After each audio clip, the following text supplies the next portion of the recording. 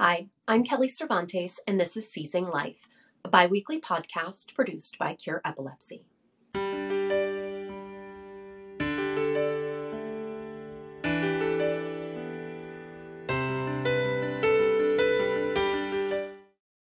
Today, I'm happy to welcome Mark DeFee to the podcast. Mark experienced his first seizure 25 years ago while in high school. After an initial epilepsy diagnosis, he was subsequently diagnosed with post-traumatic epilepsy, resulting from multiple concussions suffered while playing high school football. Despite the diagnosis, Mark was never told to stop playing football. Now a therapist, husband, and father to two young children, Mark is here to tell us about his epilepsy journey and how he learned to accept his diagnosis. Mark, thank you so much for joining us today. To get things going, why don't you start off by telling us about when you had your first seizure, the circumstances around it, and how you were eventually diagnosed? Absolutely. And thank you for having me today. This is really an honor. And I was diagnosed when I was 17 years old, and it was a few weeks before my senior year in high school. I was actually at a gas station, and I went inside to pay for gas back when that was more of a thing. And I was standing in line, and the last thing I remember was looking down kind of at all the candy in front of me, and then waking up in this dark room, like truly something out of a movie, like a single bulb above my head, the contents of my wallet spread out on a table with these three strange guys staring at me. Like, truly, I thought I had been kidnapped. There was no other kind of explanation because I was groggy. I was bleeding from my mouth. I couldn't remember anything. They asked me where I was, and I thought I was at a store I'd been at hours ago with my mom, and they were just like, no, that's not even close. And luckily, one of the men was a nurse, and he was the one who kind of jumped in behind me at line and got everybody back. It was a grand mal seizure or tonic-clonic seizure. And after I stopped seizing, they picked me up, took me to the back room to kind of get me out of the way of all the onlookers.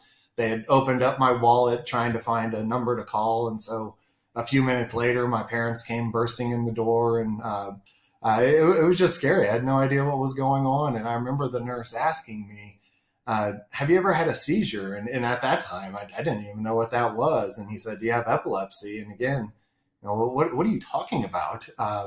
And my parents came, we went to the emergency room.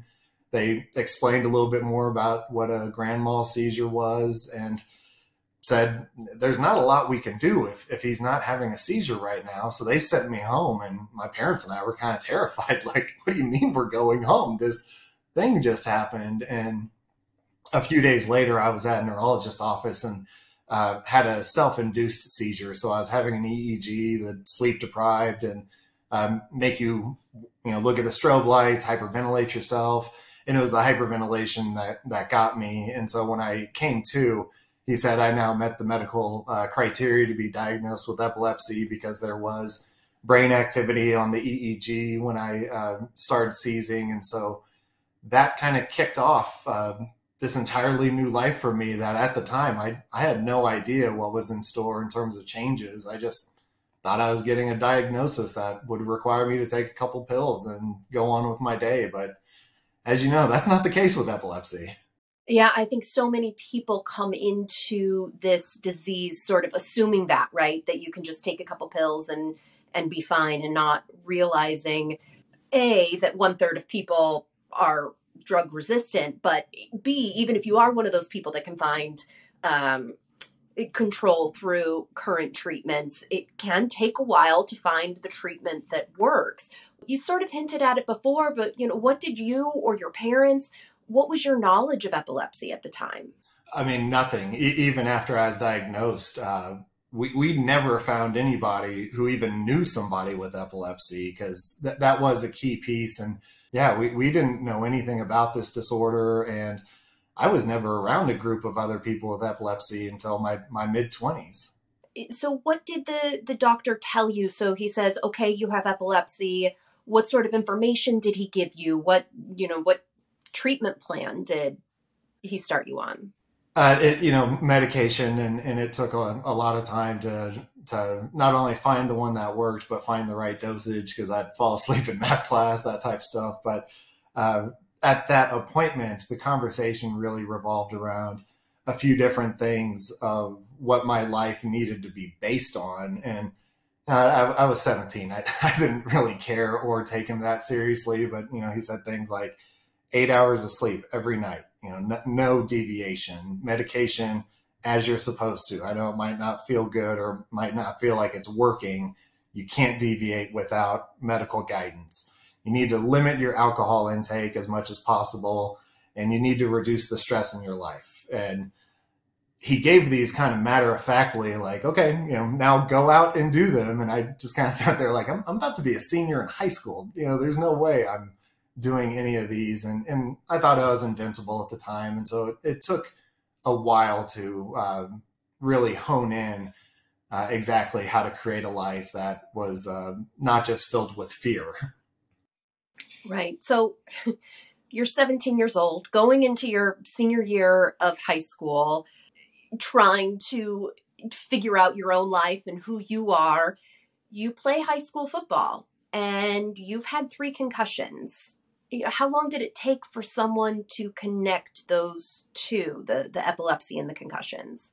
They connected it pretty early. I'd actually had 2 by then. And when they saw the brain activity on the EEG and saw that came from the left side of my brain, the abnormal electrical activity, that's when they kind of said, well, that's where you had both of your concussions. So obviously we can't be definitive because it feels like nothing's definitive in epilepsy, but our best guess is it came from these concussions. So they connected it really quickly, but no medical professional ever said you need to stop playing football. And I actually had my 3rd concussion after being diagnosed. And I think I missed maybe a few days of practice. I certainly didn't miss a game because where I went to high school, football was a big deal. And that was just part of it. No one tells you not to play football. You have a 3rd concussion. They always said, it's up to you if you want to keep playing. And I was like, I'm a 17-year-old kid, been working for this since I was in 5th grade. What do you think I'm going to say? It's shocking. Thankfully, concussion protocols have come a long way. And I hope parents and students sort of listen to your story and take heed in it and, learning from this and understanding why all of these protocols that we have now are so important.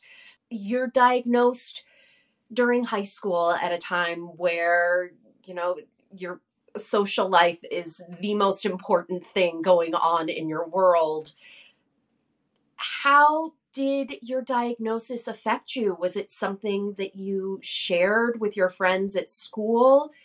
Did it affect you academically? Yeah, definitely had to share it. In Texas, when you have a seizure, your license is taken away for 6 months. So I remember driving to registration with my mom. That was fun. And, kind of everyone then finding out for the first time, because registration truly was like a week after getting diagnosed. And so we had to begin informing teachers and football coaches and all that. And we just hadn't done that yet. We figured we'd do it at registration. And so in the cafeteria, I could almost see this wave of people finding out, because when they didn't know, they treated me like the old Mark, coming up, hey, senior year, this is going to be so much fun, blah, blah, blah. When they did find out, they stood a little bit further away. They talked in a softer voice. Hey, how you doing? So you could tell that they were immediately seeing me as more fragile. And again, I'm not going to stop playing football. No one wanted that. But they definitely saw me as someone that they had to walk on eggshells around, because they didn't want to be the thing that caused a seizure. And they certainly didn't want to see one. And it hurt. It felt lonely, but I also couldn't really blame them. I mean, I didn't know anyone else with epilepsy. It'd scare the heck out of me to see that. So I wasn't angry or frustrated, but it did change everything for me. Hi, this is Brandon from Cure Epilepsy. Did you know that 1 in 26 Americans will develop epilepsy in their lifetime? For more than 20 years, Cure Epilepsy has funded cutting-edge, patient-focused research. Learn more about our mission to end epilepsy at cureepilepsy.org. Now back to Seizing Life. you mentioned that it took you a while to get to a dosage of your medication that both worked for your quality of life so that you weren't falling asleep in math class, but was also, helping your seizures. So, Mark, were you able to gain some sense of seizure control once you found this balance of the medication and finding that right dosage so that you weren't falling asleep in math class, but you were hopefully able to control some of these seizures? Yeah, I was, and I feel very grateful for that. I mean, as you know, epilepsy is a spectrum, and I'm very fortunate to be on the well-controlled side. And so it was really when I deviated from all the medical requirements or recommendations that I really got in trouble. I mean, at first, as we were dialing it in, I would have seizures. They were always at the house, and so I've never had anybody see a full blown tonic-clonic seizure except my family. I've kind of evolved over the years the type of seizures I have, and so it became more apparent. But early on, when I chose to lean into my new diagnosis and everything, I did pretty well. But there were moments, where not sleeping, I would have a seizure in the middle of the night because I came home after a football game and then went and, drank with friends because I was an idiot at 17. So I would wake up in the morning realizing I'd had a seizure, that type of stuff. But I've never been one of those people who've had it multiple times in a day. I worked with a lady one time who had 80 seizures a day. And if she forgot to put her helmet on before she stood up, I mean, she could really harm herself. And so I feel very grateful. I've never been through that, and that compared to a lot of people, I was able to get controlled pretty quickly. And then you went to college. Yes. And you talk about, the doctor saying low stress, don't drink alcohol, get lots of sleep. And those are all things that are just for the average college student get thrown out the window. So tell us about that process. How did you choose which university to attend? And what were those early years of college like for you? Yeah, sorry, you saw me adjusting my chair because this is a part of my life that I look back on just going, what are you doing? But I remember the summer before college, my neurologist, my parents sat me down and gave me this big talk about how I needed to take this seriously and all that. And I agreed, yeah, absolutely. Yeah, I'm going to be on my own for the first time. And I've been newly diagnosed. And so my ultimate response to that was I went and joined a fraternity. So I couldn't think of a better way to say, I don't believe you, or this isn't happening to me. I'm invincible, still that mindset of not being willing to accept it. And I ended up going to Texas Tech, and I enjoyed it. I grew up a lot in West Texas because my grandparents and extended family lived there.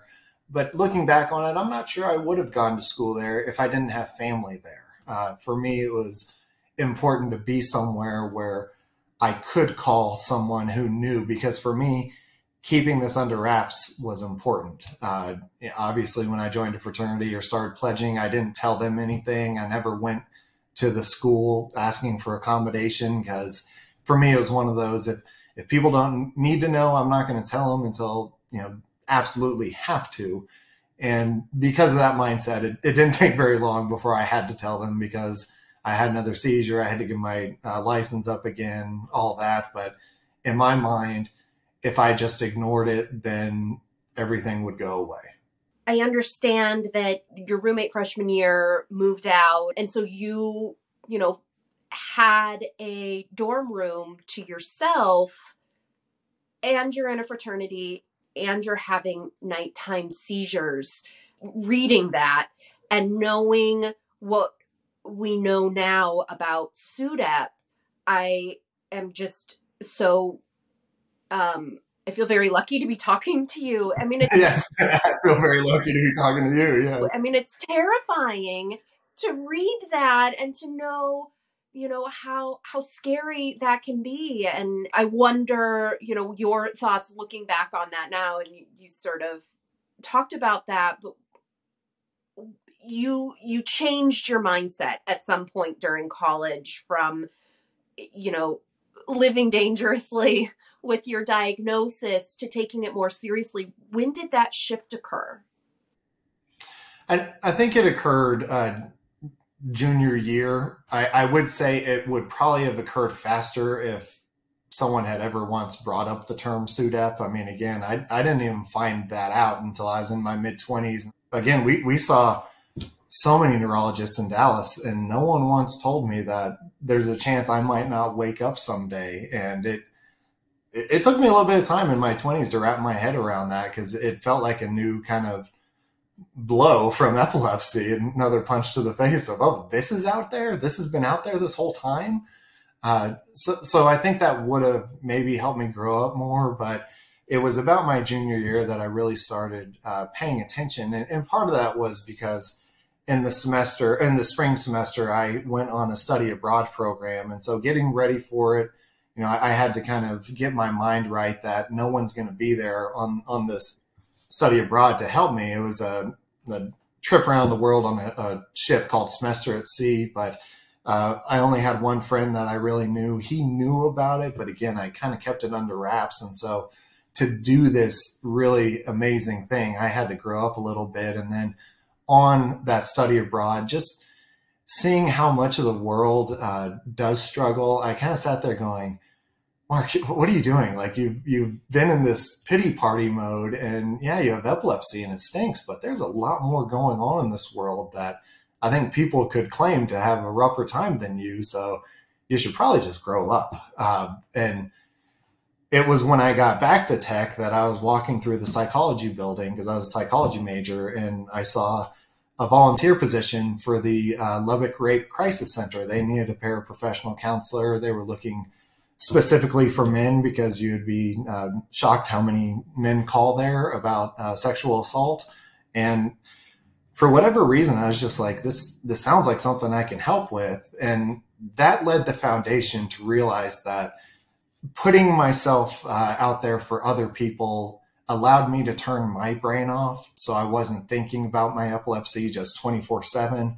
And, now I know going to graduate school, learning about positive psychology and everything, the fact that you help someone else can help reduce, or increase your happiness, reduce that seizure frequency. And so I felt like I kind of stumbled upon that myself. But once I started doing more of it, it just clicked that this is a way for me to keep my life in perspective while also maintaining that healthy lifestyle that's required. So what were the changes that you made to your lifestyle specifically? Yeah, this is going to sound weird, but I actually had 2 jobs my senior year, and I volunteered at both the Rape Crisis Center as well as St. Andrew's Youth Group, United Methodist Church. And for me, I structured my day in a way where I could still be around my friends, but also pay my way in college. That was a very big thing for me after Semester at Sea. And so I actually had a job as a bouncer at night. And it sounds so counterintuitive because I didn't go to bed till like 3 a.m. But I structured my day where I would go to sleep and then sleep till, 11 or noon, take afternoon classes, and then go to my first job, which was a YMCA kind of daycare thing, and then go have dinner and go to my second job. And my whole thought process was, from 8 a.m. till class, no one's really doing anything anyway. So I'll sleep then so I can still be out with my friends at night, but I won't be drinking because I'll be working. And so in my mind, I came up with this great idea. It worked pretty well. I mean, there were some times where I was just too exhausted to do anything, but my whole goal was to help more, pay my own way, and still find a way to be around my friends, but not drinking and putting myself at risk. I mean, I think it's a genius solution, actually. Like, you find this way to still be social. You find the balance in your life that works for you. And I admire that in your, 21-year-old self, finding a way to make a schedule that worked for you and for your epilepsy, because you got to a point where you realized you couldn't ignore it. And then you graduate and you go on to have a 20-year career in mental health, corporate mental health. tell us about that journey and what you learned over those years. I realized helping people is what I enjoyed. I liked talking through kind of difficult moments. And so I realized, counseling is where I wanted to be. And it was my second year in graduate school that I realized the workplace is where I wanted to focus. And I had this idea that if you could change the workplace, you could change the world because of that ripple effect. And so I leaned into that and got into a field called employee assistance programs, or EAPs, where we truly focus on creating mentally healthy workplaces through personal and professional development. And part of that played into my story. So my first 5.5 years in my career, I was a consultant for companies, but a lot of it was crisis intervention. And you'd be surprised how many employees in this country on a daily basis are in crisis at work. And so it was a moment for me to connect with people who literally had the means in their hands to take their own life, guns, knives, cars, pills, whatever. It was something that everyone around me was like, isn't this causing you tons of stress? Are you going to be able to handle this? This sounds like I would just be freaking out. And for me, I was like, it's actually one of the best parts of my day because I can just focus on somebody and one thing and know that I'm making a huge impact. And from there, I went into sales and account management, got out of the clinical side, and really enjoyed that because then I could put strategies together for large scale promotions of EAP within companies and do a lot of trainings and put programs together for coaching. And it kind of took off from there. But everything I do now, I try and wrap in that I have epilepsy so I can create that connection, but also say, this isn't stuff I just studied and practiced in my career. I've been doing this stuff for 25 years now since I was been diagnosed, and it all started from this this watershed moment in my life that led me a direction I wasn't expecting. So as you're disclosing your epilepsy diagnosis, using it to connect with the people that you're helping, how was that information received, both by patients, by employers, colleagues, coworkers? How did you navigate that in the corporate work environment as opposed to in your previous schooling environment? Yeah. And I don't know if my route is the right one for everybody. I felt more empowered because it had been some time since I had a tonic-clonic seizure, and I'm well controlled. And so people didn't see that side of me. And I kind of saw it more as hey, I'm still beating you at sales and I have this thing to carry with me. I have to fly in a day early and go sleep for 10 hours before a presentation. Whereas you fly in that morning, you go home that night. I'm at that hotel room after that presentation because I need to sleep before I get on a flight. And so I kind of took it more as a chip on my shoulder, and it pushed me harder. And because of that, I don't think people really felt like they needed to provide that much accommodation. I mean, my direct bosses, they knew everything. A lot of other people didn't, and they just kind of said, do what you need to do, and so I felt very fortunate that the people I had to tell really supported me, but a lot of other people just never saw that side. And so it was something to share with them and help them kind of better understand where I was coming from. But I never really experienced that stigma because I want to control the messaging of when I tell people and how much I tell people and who, because I need to trust them, I guess. But if I'm really going to tell them how, on a daily basis, I can feel my eyes flicker because my medication is stopping a seizure, like that type stuff. Try not to tell too many people, but I guess I just did. But we're better. I think people are better off for knowing that like they're not witnessing it, but there are all of these side effects. There are all of these things that you're battling on a daily basis. You said that your seizures are well controlled, but I kind of want to needle into that a little bit because that doesn't mean that you're not having seizures. It's that they are well controlled in a, life seizure balance that you are comfortable managing. So how often are you having seizures? How is your epilepsy affecting your day-to-day life? I've kind of pivoted, I guess. I have a lot more kind of focal seizures where I'll, kind of stare off. But the biggest impact is what my epileptologist calls just an extended aura, because I'll have these moments, like hours, where I can't think very clearly. My body's exhausted. I never go into really a type of seizure. I cannot get out of that until I go sleep for, 8, 10 hours. And so like I'll start feeling bad on a flight, barely get off it, slide into an Uber where luckily, I don't have to tell them where we're going. And I just fall asleep in the back seat and then, kind of slide into a hotel room. And so it is impactful, but not in the way that I wake up after a seizure the way I did as a child. And or as a teenager, but that still impacts me quite a bit. I don't know if I'd fully say they were seizures, but it's definitely related to my epilepsy. And I wouldn't be having these moments if it hadn't have been for my diagnosis. Right. So tell me how you found Cure Epilepsy. It's kind of funny. I was starting a coaching program for epilepsy titled the Seizing Life Coaching Program. So I was like, hey, maybe I should check out to see if this name's taken yet. I love it. And so I found the Seizing Life podcast and then found Cure.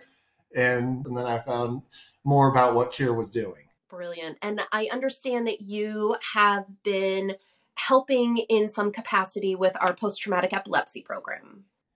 Yeah, they asked me to just kind of provide my thoughts on what life would be like if I had been able to be informed earlier about my susceptibility to being diagnosed with epilepsy because of my concussions. And my thoughts are, I really enjoyed high school football, but if someone after my first concussion had said, you look like you're on track to be diagnosed with epilepsy if you keep this up, or, there are biomarkers telling us you're at risk here, I think I would have said, okay, I'm done. But that wasn't available then. And so I was just really excited to be able to add my perspective, because if that treatment or those diagnostic tools become available, I think it really can change lives. Absolutely. And what I appreciate is when you can take that experience and help give back to these research programs to hopefully help someone who could have the opportunity to make that decision that you weren't given. What would you tell someone who is newly diagnosed with epilepsy? I think I would stop and acknowledge, hey, this is going to change everything, and it's going to take some time for you to wrap your head around it. And it's not a straight line. There will be days where you're feeling really good, and then there will be weeks where you're just so angry that this had occurred and wondering why you. So there will be moments where it gets tough and it gets dark, but other people have been able to get to that other side if you're working hard on yourself and accepting where we are now or where you are now. I truly think you can find a life of fulfillment and happiness within our new boundaries. Everyone says, well, you can do anything you want if you put your mind to it. It's not the case. I can't go to the moon or go even deep sea diving or anything like that. But I still have found a life that is very meaningful. And so you can too. It takes some time. It takes focusing on the right things. But it starts with that acceptance that for the large majority of us, this isn't going away. And so once you wrap your head around that, you can begin that cognitive process of, what do I want my life to be like? Instead of just sitting here saying, this is unfair and why me and poor me. Yeah, that's part of it. And if you're in that place, nothing's wrong with you. This is part of the process, but you need to be working towards a moment where you can stop and start asking yourself, what do I want life to be like now? And moving towards that. Those are incredibly wise words.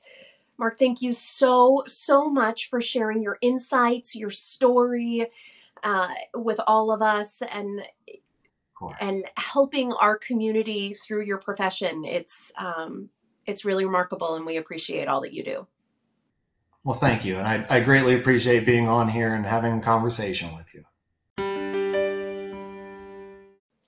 Thank you, Mark, for sharing your epilepsy journey with us and for your support of Cure Epilepsy and our efforts to prevent post-traumatic epilepsy.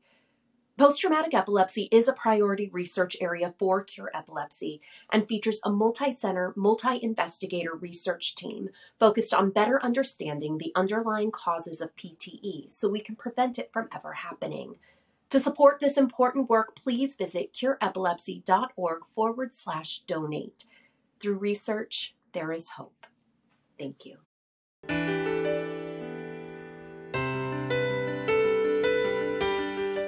The opinions expressed in this podcast do not necessarily reflect the views of Cure Epilepsy. The information contained herein is provided for general information only and does not offer medical advice or recommendations. Individuals should not rely on this information as a substitute for consultations with qualified healthcare professionals who are familiar with individual medical conditions and needs.